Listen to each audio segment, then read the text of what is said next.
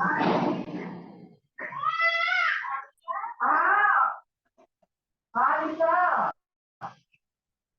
जी, हम स्टार्ट करते हैं। जो रिमेनिंग हमारा पार्ट रह गया है उस पर हम बात करते हैं।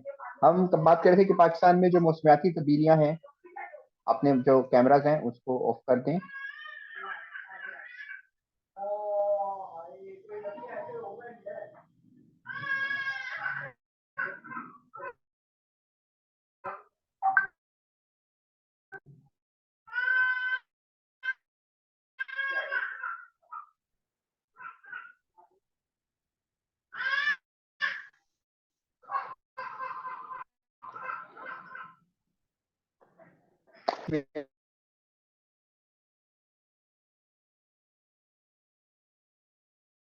मौसमियाती तब्दीलियों की वजह से उनमें शिद्दत उसमें शदीद होते हैं यार। यहाँ पे फिल्टर प्लांट लगे हुए हैं हर जगह पे, और घरों में पानी उस तरह से नहीं आता। बोरिंग लेवल बहुत नीचे चला गया है। आई हैव सम कॉन्टेक्ट्स इन वासा। तो वासा में पहले जो 2015 तक जो बोरिंग लेवल था लाहौर में ट्यूबवेल्स का, वो जनाब तकरीबन था कि 450 फीट तक एक्सटेंडर वाटर जो है वो निकाल रहे थे। पीसीएसआईआर की जो लेबोरेटरी जिसको फाइनल अप्रूव करती है, अब वो बोरिंग उन्होंने 2015 के बाद जो है वो कम उसको नीचे की है, 750 तक चला गया है। तो ये है कि जनाब के जितने भी पाकिस्तान में दरियाई इलाके हैं, वहां पे जो दरियाओं में पानी कम हो रहा है, जिसकी वजह से जो बेड एरिया है वो ड्राई हो रहे हैं, और उसके नतीजे में जो बड़े इलाके जो शहर आबाद हैं दरियाओं के किनारे, वहां पे पानी जो है वो कम हो रही भी। जो रिवर वाटर्स की जो कोर्स चेंज हो रही हैं, तो उसके नतीजे में ये चीजें जो है वो वाकया हो रही हैं। अब हम आते हैं challenge of the climate change adaptation measures, कैसे अब इसको हमने हैंडल करना है। सबसे पहले आपने ये समझना है, अडेप्टेशन मेजर्स जो होते हैं वो सूटेबल एक्शंस को कहा जाता है to minimize the damage in the result of the climate change. इसका मतलब ये नहीं होता कि आप मुकम्मल तौर पर मौसमियाती तब्दीलियों को रोक देंगे। इसका मतलब होता है कि मौसमियाती तब्दीलियों के नतीजे में अगर कोई डिजास्टर होता है, कोई क्लाइमेटी होती है, तो उसकी जो डिस्ट्रक्शन रेशियो है उसको आप कैसे कम कर सकते हैं। ठीक है, जैसे आप वाटर रिसोर्सेज को कैसे आपने मैनेज करना होता है, घरों का डिजाइन चेंज कर सकते हैं आप। ठीक है, बिल्डिंग्स फ्लड प्रूफ बना सकते हैं। तो ये तमाम चीजें जो होती हैं वो दरियाओं के किनारों को ज्यादा स्ट्रॉन्ग कर देना, क्योंकि आपको ये तो पता है यार कि पानी तो आएगा हर साल दरियाओं में, तो वो तो ही आप रोक सकेंगे। लेकिन अगर आप उनके जो बैंक्स एरिया है उनको स्ट्रॉन्ग कर देंगे, तो वो शायद फिर वो पानी को रेजिस्टेंस को फेस कर सकते हैं, और यूं पानी जो है वो ओवरफ्लो नहीं करेगा। तो ये अडेप्टेशन मेजर्स पूरी दुनिया में इस वक्त मौसमियाती तब्दीलियों के हवाले से एक्टिव मेजर्स कंसिडर किए जाते हैं। सो दैट इसमें सबसे पहले जी प्रमोट क्लीनर प्रोडक्शन। आप जो है क्लीनर प्रोडक्शन की तरफ जा सकते हैं, आप अपनी इंडस्ट्रियल वेस्ट को प्रॉपर्ली मैनेज करें। ठीक है, और उसके नतीजे में आप क्या कहते हैं जो वाटर ट्रीटमेंट प्लांट्स हैं उनका इस्तेमाल कर सकते हैं। अब ये चीजें जो है आप कर सकते हैं, इसके नतीजे में अब्दुल कदूस अपना माइक अपना कैमरा ऑफ कीजिएगा। जी, चले आगे, क्लियर है यहाँ तक?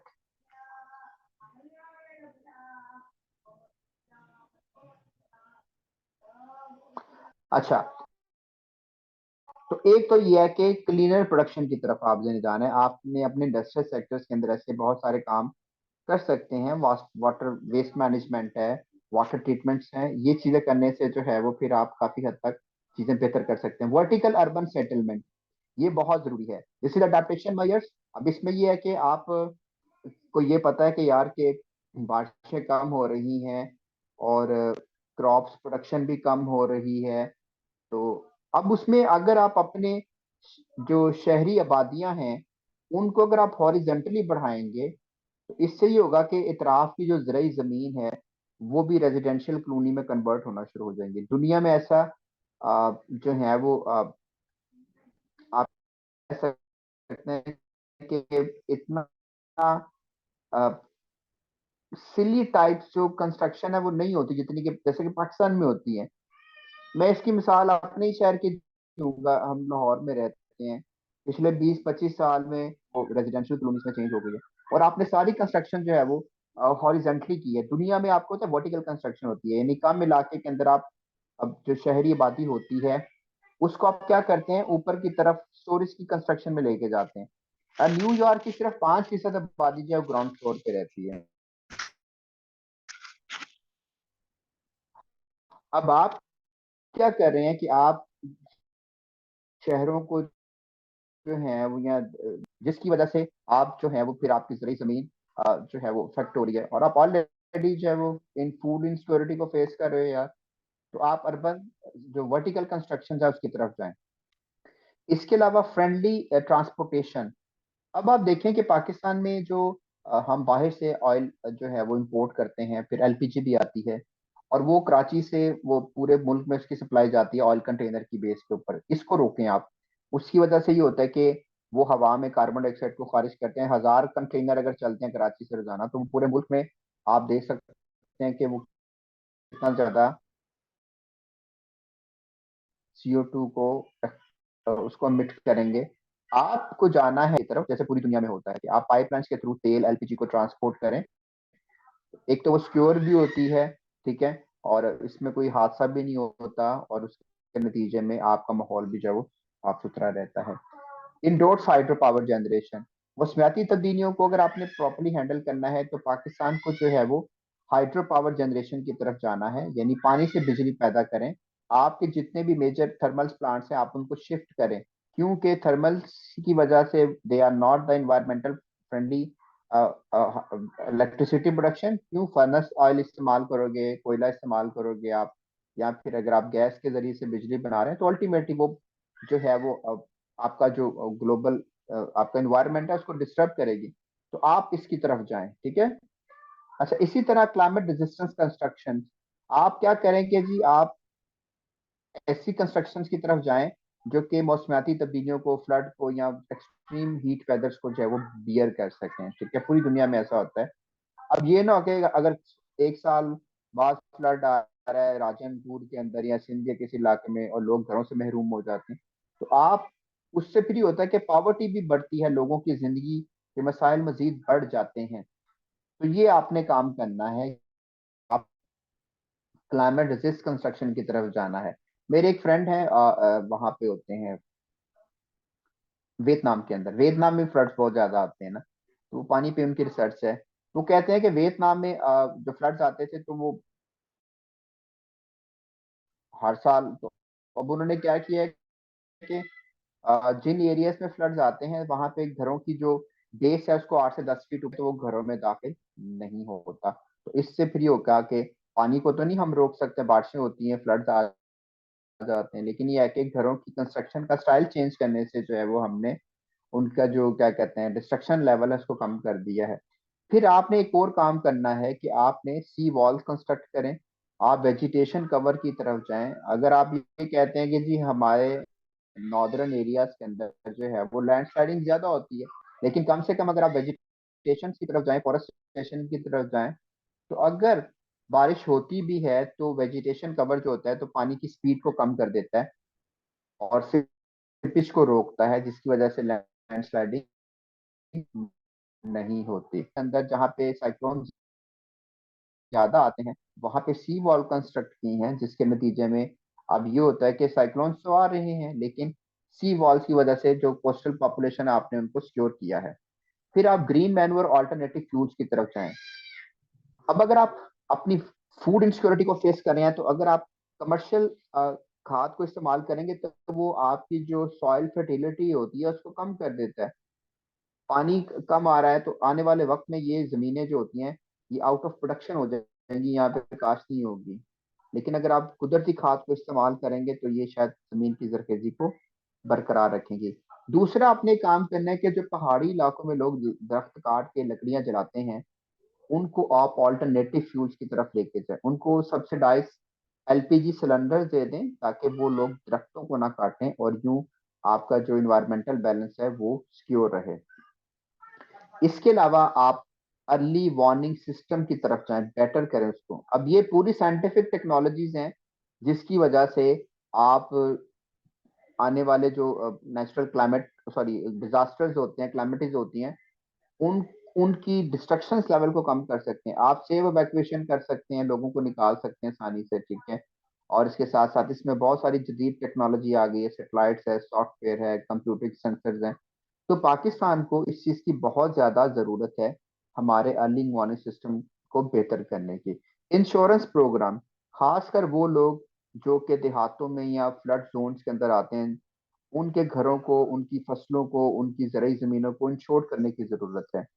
क्यों? कि जब उनका नुकसान होता है तो फिर उनको कंपनसेशन नहीं मिलती, जिसकी वजह से वो लोग जो हैं वो मुल्क के लिए मजीद जो है वो प्रॉब्लम करते हैं, और उनको दोबारा से इकोनॉमिकली सिक्योर करना या डिपेंडेंट बनाना बड़ा मुश्किल हो जाता है। तो ये भी बहुत जरूरी है कि आप इंश्योरेंस प्रोग्राम की तरफ जाएं।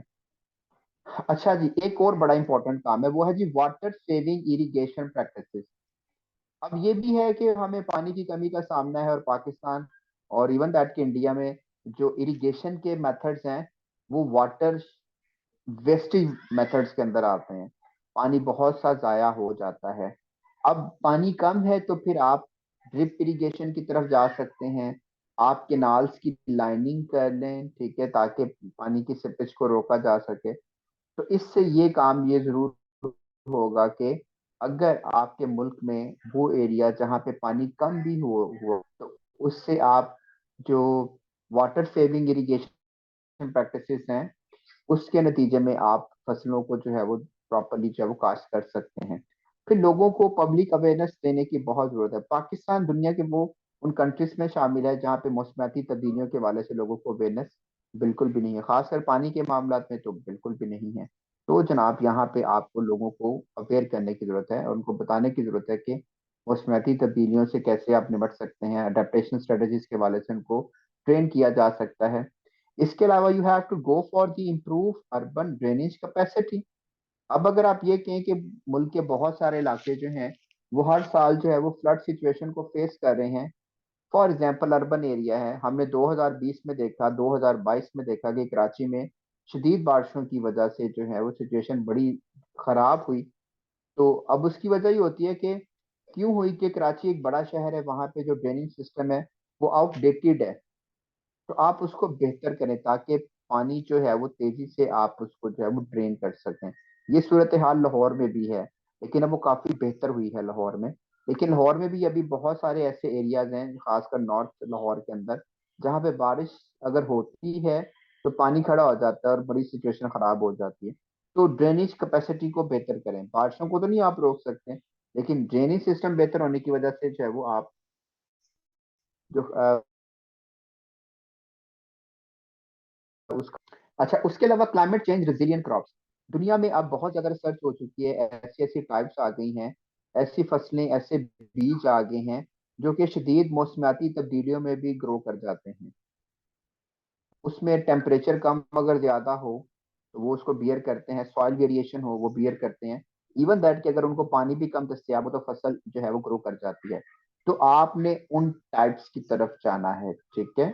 अगर आप कॉमन या कमर्शियल या जो भी है उनको इस्तेमाल करेंगे तो हो सकता है वो मौसमियाती तब्दीलियों को बियर ना करें और फसल का नुकसान हो और मुल्क में फर्दर जो है वो फूड शॉर्टेजेस को फेस करना पड़े। इसके अलावा गुड गवर्नेंस, मौसमियाती तब्दीलियों को उस वक्त तक आप प्रॉपरली हैंडल नहीं कर सकते जब आपके मुल्क में गवर्नेंस का सिस्टम बेहतर नहीं होगा, आपकी चीजें चैनलाइज नहीं होगी, आपके मुल्क में काउंटेबिलिटी और ट्रांसपेरेंसी नहीं होगी। अगर आप रेड टेपिज्म की तरफ जा रहे हैं तो इसका मतलब ये होगा कि बहुत सारे प्रोग्राम्स अगर बनते भी हैं लोगों की बेहतरी के लिए। अब फ्लड्स में अगर आप देखें ना तो बाहर से बहुत सारी इमदाद आई है, लेकिन पाकिस्तान में गवर्नेंस बेहतर ना होने की वजह से वो इमदाद उन तक, लोगों तक नहीं पहुंच पाती, वो सारी करप्शन की नजर में हो जाती है, और यूं वो कम्युनिटी जो है वो वनरेबल ही रहती हैं। तो गवर्नेंस को बेहतर करने की बहुत ज्यादा जो है वो जरूरत है। डिजास्टर प्रिपेयर्ड पॉलिनस मेयर्स, ये जनाब पाकिस्तान में 2012 में ये पॉलिसी लॉन्च हुई थी। इसमें भी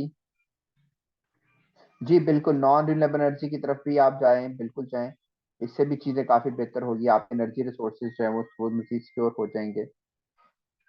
अच्छा, इसमें क्या चीजें हैं, इसमें तो आपने ये करना है कि गवर्नमेंट्स लेवल के ऊपर, एक मिनट, ये क्या हो गया?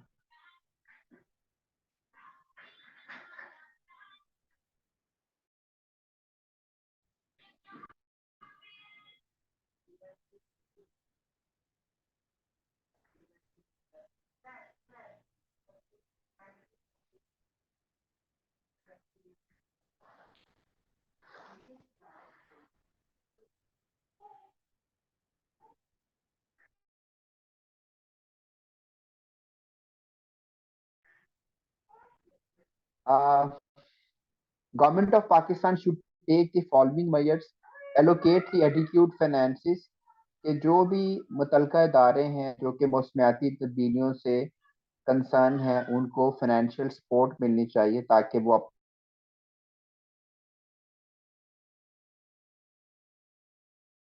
अपनी पॉलिसी और अपने जो प्लान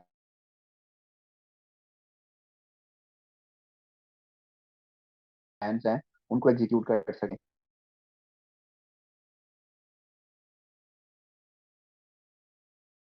इंटर डिपार्टमेंटल कोऑर्डिनेशन है, पाकिस्तान में के साथ इंटरकनेक्टेड होगा, तो पता होगा कि यार आज बारिश की प्रिडिक्शन है, तो वासा जो है वो पहले से चीजों को प्रिपेयर रखेगा ताकि पानी को प्रॉपर्ली ड्रेन किया जा सके। इसके अलावा redesign upgrade the storm drainage, वही आ जाता है कि गवर्नमेंट को ये चाहिए कि जो ड्रेनेज है उसको बेहतर करे, खासकर बड़े शहर जो हैं कराची और लाहौर, वहाँ पे फ्लड सिचुएशन होती है जब शदीद बारिशें होती हैं, खासकर मानसून टाइम के अंदर।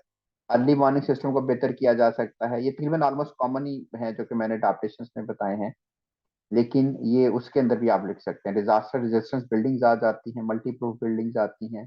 कम्युनिटी पार्टिसिपेशन बड़ी इंपॉर्टेंट होती है, लोग लोग जो लोकल आबादियां हैं उनको इन प्रोग्राम्स के वाले से उनको इन्वॉल्व किया जाए, उनको ट्रेन किया जाए ताकि वो ज्यादा बेहतर तरीके से इन चैलेंजेस को हैंडल कर सकें।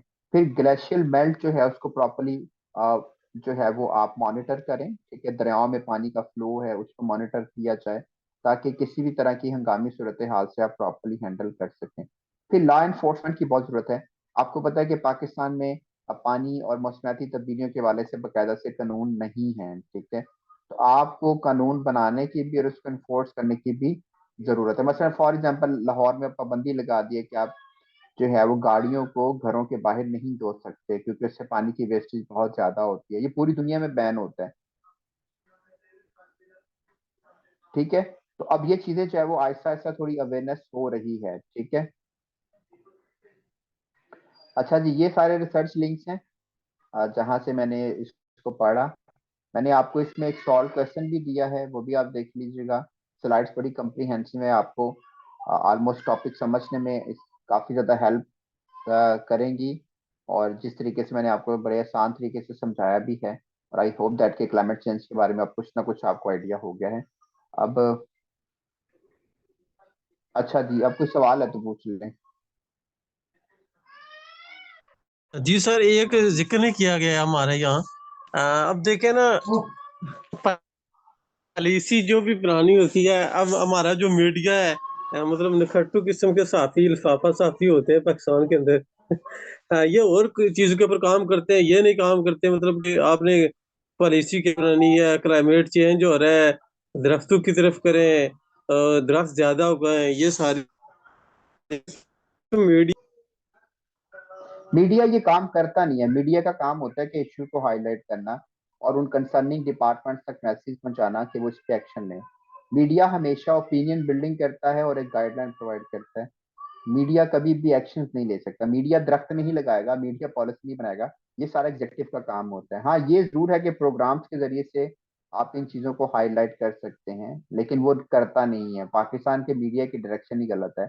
क्यों? कि आपने उन प्रोग्राम्स को दिखाना होता है जो कि जिनकी रैंकिंग ज्यादा हो, ठीक है, जिसकी कवरेज ज्यादा हो, जहां से आपको कमर्शियल ज्यादा मिले और आप पैसा अर्न कर सकें। तो ये एक अलमिया कह लें पाकिस्तान में। मीडिया नेगेटिव जी। करेक्टर को ज्यादा दिखा देता है कि हमारी रेटिंग आ जाए, व्यूज आ जाए, ये सारी। हाँ, वही बात आ जाती है ना कि वो कमर्शलाइज है बहुत ज्यादा। हालांकि आप मुझे कभी बताएं कि प्राइम टाइम के हाँ अंदर लेकिन नहीं कभी बाबा आपने थे। कोई देखा हो कि मुझमें आती तब्दीली के वाले से कोई प्रोग्राम हुआ, कोई डाटा निकालने को पिछले एक माह का, कोई भी नहीं होगा। मतलब पढ़े लिखे साफी नहीं है ना, मैट्रिक पास होते हैं या एफए पास ज्यादा से ज्यादा। अगर पढ़े ऐसे लिखे ही है हों तो फिर वो बिल्कुल। बात को ये सर प्रॉब्लम होती है। जब आपको ऐसे ही है। क्लाइमेट चेंज अब मैं का बताता हूँ आपने आपको, बताया। मुझे का मौका मिला जहाँ पे जाके बोलने का मौका भी मिला, लेकिन आप यकीन करें मायूसी होती है। और समटाइम्स मैंने उनको प्रोग्राम के जो थे टाइटल उनको सजेस्ट किए कि यार इन प्रोग्राम्स के ऊपर हम बात कर सकते हैं, और इस पे मेरे पास काफी अच्छे व्यूज भी हैं। मेरे पास अच्छे लोग भी हैं जो कि हम प्रोग्राम के अंदर जिनको इनवाइट भी कर सकते हैं, लेकिन बात वही आ जाती है कि वो कहते हैं कि ये प्रोग्राम को देखेगा ही नहीं। तो मैं अब क्या कर सकता था। अब बाद में फिर दो जिस तरह के प्रोग्राम्स का उन्होंने मुझे कहा और उन्होंने कहा कि ये बोलना है, तो मैंने कहा भाई मुझे माफी दो, मुझे ना नेक्स्ट किसी भी प्रोग्राम के लिए अपना बुला, क्योंकि ये बता रहा हूँ कि सारी चीजें जो है वो कमर्शलाइज हैं, और वो इतने नॉनसेंस तरह के जो टॉपिक्स होते हैं टॉक शोज के, जिनको एक सेंसिबल बंदा नहीं सुनना चाहता और वो देखना भी नहीं चाहता। और इसी वजह से जो हमारे मेजर कोर इश्यूज होते हैं, वो इसकी बड़ी वजह यह है कि वहाँ पे जो अच्छे बोलने वाले हैं, जो रिसर्चर्स हैं, वो उन प्रोग्राम्स में आते ही नहीं हैं, वो जाने ही पसंद ही नहीं करते। क्यों? क्योंकि उनको पता है कि सारी चीजें फैब्रिकेट होती हैं। कैसे ही है। हमारे बहुत सारे टीचर्स हैं जिनके साथ मैं होता हूँ, हमारे सीनियर उस्ताद हैं, वो नहीं आते टीवी के ऊपर, क्योंकि हम जब उनसे बात करते हैं तो वो कहते हैं कि बेटा हम वो नहीं बोल सकते जो हमसे बुलवाना चाहते हैं, तो ये अलमिया कह लें। और इसकी वजह से जो रियल मैसेज है पाकिस्तान में अनफॉर्चुनेटली और सारा प्लांटेड है।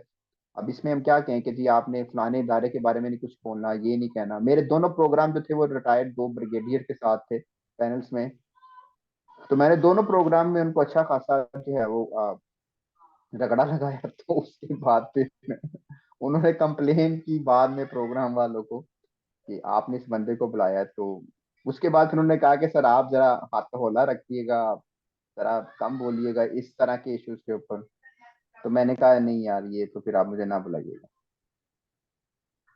जी सर, बिल्कुल आपने बिल्कुल ठीक कहा सर। मैं एक सवाल पूछना चाहता हूँ, बाद में सवाल करूंगा सर। पाकिस्तान वही पॉपुलर होता है जो सबसे ज्यादा मुतनाज़ा बयान दे दे और जिसकी जबरदस्त टिकटॉक बन जाती है, और जो या जबरदस्त स्पोर्ट्समैन हो या जो खैराती चैरिटी इदारे हो किसी के खैरात के, तो वही में ज्यादा एक्चुअली वही पाकिस्तान आता में है, पॉपुलर होगी।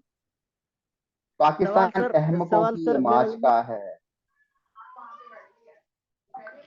यहाँ पे अहमक लोग जो हैं, जितने अच्छे तरीके से अहमक अंदाज से बोल सकते हैं, जितने अहमक तरीके से लोगों को फूल कर सकते हैं, पागल बना सकते हैं, उनकी रेटिंग उतनी ही ज्यादा है। आप देख लें जो भी सोशल मीडिया के अंदर जो इस वक्त कॉपी ड्रामे हो रहे हैं, यूट्यूब के ऊपर देख लें, इंस्टा के ऊपर देख लें, टिकटॉक के ऊपर देख लें, कभी किसी सेंसिबल बंदे को आपने देखा कि वो टिकटॉक के ऊपर आकर के बात करते? बहुत कम होंगे। सारे नमूने ड्रामे इकट्ठे हुए हैं। ये भी आप कहने के फेज है जो खत्म हो जाएगा आने वाले चंद सालों में, जब पूरी दुनिया के अंदर ग्लोबल इनके ऊपर प्रेशर आएगा और फिर यूट्यूब सर वगैरह एक सारी और चीजें बात बंद है कर ना, देंगे। हमारे जो गवर्नमेंट के अंदर लोग जाते हैं, मतलब इनकी जो पॉलिसी ये होती है कि अनएजुकेटेड लोग जाहिल किस्म के लोग होते हैं, मतलब इतनी एजुकेशन नहीं होती, मतलब इनको पॉलिसी मेकर नहीं हम्म, मिलते गवर्नमेंट के अंदर। अगर पढ़े लिखे लोग जाए ना ठीक कह रहे गबीना हैं के अंदर, तो पाकिस्तान। हाँ यस बिल्कुल ये मतलब आप ठीक पीएचडी कह रहे हैं। अब डॉक्टर पाकिस्तान आप में देखें अच्छे ना, लोग भी। वजीर तालीम जो होता है मैट्रिक पास या एफए पास होता है, मोस्टली ग्रेजुएट होता है। अगर वजीर हम्म तालीम ग्रेजुएट जाएगा तो एजुकेशन के अंदर पॉलिसी बनाएगा कि क्या क्या प्रॉब्लम है, क्या कैसे सॉल्व कर सकते हैं। तो हम्म इसी तरीके से जिसको था ये मिनिस्ट्री ऑफ क्लाइमेट, क्या ऐसा होता है जो पढ़ा लिखा जाएगा तो इसके बारे में सोचेगा, वैसे ही निखटू चले जाते हैं, इनको पता नहीं अब होता आप देखें ना, कि कैसे। खुर्शीद शाह जो थे वो सिंध के जो अब हैं पॉलिटिशियन, ये हाइड्रो पावर की मिनिस्ट्री के डायरेक्टर हैं, ये हाँ जी। मिनिस्टर रहे हैं। श्री रहमान जिनका चलें कुछ हद तक कह सकते हैं वो क्लाइमेट चेंज की मिनिस्टर भी नहीं है पीडीएम की गवर्नमेंट में, कुछ हाँ, बेहतर थे, लेकिन वो फिर भी उनका डॉक्टर थी बैकग्राउंड चले। नहीं था। ठीक है, बैकग्राउंड नहीं था। हालांकि उन्हें ये तो चाहिए यहाँ कि पे जिसके रिलेटेड। जी जी जी। बोलिए। मैंने एक कहा मेरी बात हालांकि बता उन्हें दूं, ये दुनिया चाहिए में कि जो गवर्नेंस का, बोलो बोलो, आप पहले बात कर लो। हाँ, हालांकि वो बैकग्राउंड जो उनके पास एजुकेशन हो ना, उसके रिलेटेड उनको मिनिस्ट्री अलॉट करनी चाहिए। यार दुनिया में जो गवर्नेंस का असूल होता है वो ये होता है कि जो जिस काम का माहिर है ना, उसको वो काम दे दिया जाए। ठीक है। अब अगर किसी शख्स ने जो है वो क्लाइमेट चेंज के ऊपर पिछले 20-25 साल में काम किया है, रिसर्च की है, उस पर एक्टिवली काम किया है, तो वो बंदा ज्यादा सूटेबल होगा रादर देन कि वो बंदा जिसने जो है वो एग्रीकल्चर सेक्टर्स के अंदर या फिर सैनिटेशन के अंदर काम किया। तो वो भले जितना भी पढ़ा लिखा होगा, लेकिन वो उस फील्ड के लिए रेलिवेंट नहीं हो सकता। तो पूरी दुनिया में जो पॉलिसी मेकिंग के अंदर याद रखें, जो लोग लाए जाते हैं ना, वो उस फील्ड के गुरु होते हैं, एक्सपर्ट्स होते हैं। उन्होंने उस फील्ड के अंदर 30 से 40 साल काम किया होता है, और फिर उस फील्ड के अंदर जब आते हैं, उस शोबे के अंदर आते हैं, तो वो बेस्ट परफॉर्म करते हैं। पाकिस्तान में ब्यूरोक्रेसी भी अगर आप देख रहे हैं ना, फॉर एग्जाम्पल एक सिविल सर्वेंट भी होता है, तो मुझे बताएं कि पाकिस्तान में सिविल सर्विसेज के बाद कितने लोग पीएचडी कर लेते हैं, कितने लोग रिसर्च आर्टिकल्स लिख लेते हैं। हमारे मुल्क में अलमिया ये है कि सिविल सर्विसेज में जाने के बाद आप ये कहते हैं कि बस यहाँ पे जिंदगी का इख्तिताम हो गया। उसके बाद आपकी इंटेलेक्चुअल ग्रोथ, आपकी वर्टिकल नॉलेज जो होता है वो रुक जाता है। लोगों ने जितना पढ़ा होता है या उनको आगे कुछ कोर्सेज करवा दिए जाते हैं, दैट्स इट, उसके बाद कुछ भी नहीं होता। बाहर के ममालिक के अंदर ऐसा नहीं होता। इवन दैट के जो लोग सिविल सर्विसेज के अंदर होते हैं, यूएस के अंदर है, इवन दैट बरतानिया, जर्मनी, वो थ्रू आउट अपनी जब क्या कहते हैं जॉब के अंदर होते हैं, तो उनको मल्टीपल वे से मजीद चीजें सिखाई जाती हैं, उनको ट्रेन किया जाता है। यहाँ पे ऐसा नहीं होता। फिर वही ब्यूरोक्रेसी बेड़ा गर्क करती है। उनको क्या पता होता है कि पाकिस्तान में बहुत सारे ऐसे इदारे होते हैं जहां से आप पॉलिसी, पब्लिक पॉलिसी से आप हेल्प ले सकते हैं, लेकिन नहीं ली जाती। प्राइवेट सेक्टर्स के अंदर फॉर एग्जाम्पल पानी के शोबे में बहुत अच्छे इदारे भी काम करते हैं, लेकिन कभी भी उनको उनके साथ जो है वो उनको चैनलाइज नहीं किया जाता। उनसे कभी भी आप जो है वो उनसे क्या कहते हैं एक्सपर्टीज नहीं लेते। बस वही होता है कि जनाब जो अच्छी कर रहे हैं, जो हम है वो सबसे बेस्ट है। तो फिर आपने हशर नशर भी देख लिया कि क्या होता है फिर। चले जी, आप लोग अपना ख्याल रखिएगा, और इंशाल्लाह कल भी आप लोगों से मेरी क्लास होगी। इस टॉपिक को काफी मेहनत ध्यान से पढ़िएगा, इसमें से 24 में सवाल